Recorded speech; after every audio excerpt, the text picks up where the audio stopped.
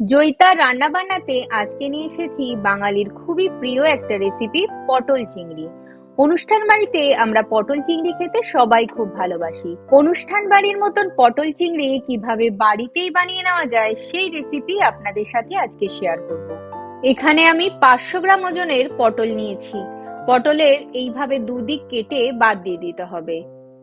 সবকটা পটলকেই একইভাবে আমি দুদিক থেকে কেটে বাদ দিয়ে দিলাম। তারপর একটা পিলারের সাহায্যে এইভাবে পটলের খোসাটাকে একটু গ্যাপ দিয়ে দিয়ে ছাড়িয়ে নিতে হবে। সবকটা পটলকে একইভাবে আমি খোসা ছাড়িয়ে নিয়েছি। তারপর মাঝখান থেকে দু টুকরো করে নিলাম, করে জলের মধ্যে দিয়ে দিলাম। এইভাবে সবকটা পটলকেই আমি একইভাবে কেটে নিলাম। পটল চিংড়ির জন্য আমি এখানে নিয়ে নিয়েছি একটা বড় সাইজের আলু। আলুর খোসা ছাড়িয়ে খুব ভালো করে ধুয়ে নিয়েছি। তারপর লম্বালম্বি ভাবে এইভাবে প্রথমে দু টুকরো করে নিলাম। তারপর এইভাবে এইরকম শেপে আমি আলুগুলোকে কেটে জলের মধ্যে দিয়ে দিলাম। আলু পটলগুলোকে ধুয়ে নেওয়ার পর হাফ চামচ নুন আর একটু হলুদ দিয়ে ভালো করে মাখিয়ে নিলাম। তারপর দিয়ে দিলাম এক গোলা রসুন আর 3 ইঞ্চি আদার টুকরো। দিয়ে দিচ্ছি দুটো শুকনো লঙ্কার দানা ছাড়িয়ে আর হাফ চামচ গোটা জিরে। 2 টেবিল চামচ জল দিয়ে খুব ভালো করে পেস্ট করে নেব। আদা রসুনের পেস্ট রেডি। এবার দুটো মিডিয়াম সাইজের টমেটো নিয়েছি। টমেটোটাকে দু টুকরো করে বোটার পোর্শনটাকে এইভাবে কেটে বাদ দিয়ে দিলাম। টমেটো গুলোকে এইভাবে টুকরো করে নিয়ে মিক্সিং জারে দিয়ে ভালো করে পেস্ট করে নিলাম।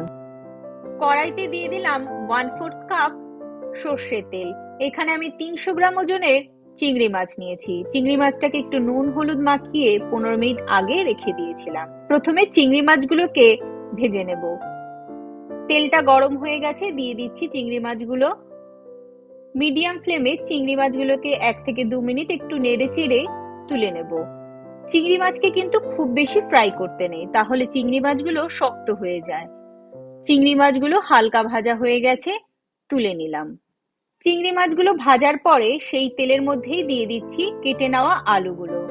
আলুগুলোকেও আমি মিডিয়াম ফ্লেমে ফ্রাই করে নিচ্ছি। আলুগুলোকে এইভাবে উল্টে পাল্টে হালকা বাদামি করে ভাজতে হবে। আলুগুলো ভাজা হয়ে গেছে, তেল থেকে তুলে নিলাম। তারপর কড়াইতে দিয়ে দিচ্ছি কেটে নেওয়া পটলগুলো। পটলগুলোকেও মিডিয়াম টু হাই ফ্লেমে এইভাবে নেড়ে চেড়ে লাল লাল করে ভাজতে হবে। পটল ভাজতে ভাজতে তেলটা যেহেতু কমে যাবে, তাই শুরুতেই কিন্তু একবারে পুরো তেলটা দিতে নেই। পটল ভাজা হয়ে গেছে, পটলগুলোকে তেল থেকে তুলে নিলাম। তেলটা কমে যাওয়ায় আমি 2 টেবিল চামচ তেল অ্যাড করেছি। তার মধ্যে দিয়ে দিচ্ছি একটা তেজপাতা, হাফ চামচ গোটা জিরে আর 3টে মিডিয়াম সাইজের পেঁয়াজ কুচি।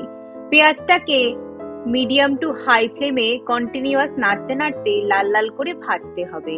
পেঁয়াজগুলো এইরকম লাল লাল করে ভাজা হয়ে গেছে, তার মধ্যে আদা রসুনের পেস্টটাকে দিয়ে দিলাম। এবার ফ্লেমটাকে মিডিয়ামে রেখে এইভাবে 2 থেকে 3 মিনিট ফ্রাই করার পর দিয়ে দিচ্ছি tomato paste. Medium to high ফ্লেমে মশলাটাকে 1 থেকে 2 মিনিট কষিয়ে নিলাম। তারপর দিয়ে দিচ্ছি 1 চামচ নুন, 1/4 চামচ হলুদ গুঁড়ো দিয়ে খুব ভালো করে মিশিয়ে নিলাম। মশলাটাকে মিডিয়াম ফ্লেমে খুব ভালো করে কষিয়ে নিয়ে যখন তেল ছাড়তে শুরু করবে, দিয়ে দিচ্ছি 1/4 চামচ লাল লঙ্কার গুঁড়ো দিয়ে ভালো করে মিশিয়ে নিলাম। তারপর আমি এখানে নিয়ে নিয়েছি 2 চামচ দই। দইটাকে চামচের সাহায্যে খুব ভালো করে ফেটিয়ে নিতে হবে, তা না হলে সোজাসুজি যদি তেলের মধ্যে দেওয়া হয় তাহলে দইটা কিন্তু দানা দানা হয়ে যায়। ফেটানো দইটাকে দিয়ে দিলাম, তারপর ভালো করে মিশিয়ে নিলাম। মশলাটাকে 2 থেকে 3 মিনিট এইভাবে কষানোর পরে যখন তেল ছাড়তে শুরু করবে, তখন এর মধ্যে দিয়ে দিচ্ছি ভেজে নেওয়া আলু, পটল আর চিংড়ি মাছ দিয়ে 1 মিনিট এইভাবে একটু কষিয়ে নিতে হবে। তারপর দিয়ে দিচ্ছি 1.5 কাপ গরম জল দিয়ে খুব ভালো করে মিশিয়ে নিলাম। ঝোলটা ফুটে উঠলে দিয়ে দিচ্ছি 1/4 চামচ গরম মশলার গুঁড়ো আর 1/4 চামচ চিনি। চিনিটা অবশ্যই অপশনাল, যদি কারোর মিষ্টি অপছন্দ হয় এটা স্কিপ করতে পারেন। তারপর 2-3 মিনিট ঢাকা দিয়ে সিদ্ধ করে নিচ্ছি। 2-3 মিনিট পর ঢাকনাটাকে সরিয়ে দিয়ে একবার ভালো করে নেড়ে দিলাম। তারপর আবার আমি 3-4 মিনিট ঢাকা দিয়ে রেখে দিলাম। 4 মিনিট পর ঢাকনাটাকে সরিয়ে খুব ভালো করে নেড়ে চেড়ে চেক করে নিচ্ছি আলুটা সিদ্ধ হয়েছে কিনা। আলুটা সিদ্ধ হয়ে গেছে। এবার হাই ফ্লেমে ঝোলটাকে একটু ফুটিয়ে নেব। রেডি পটল চিংড়ি। আমার এই রেসিপিটা বাড়িতে একবার অবশ্যই ট্রাই করবেন। গরম ভাতের সাথে খেতে দারুণ লাগে। আর আমার চ্যানেলটাকে লাইক, শেয়ার ও সাবস্ক্রাইব করার অনুরোধ রইল।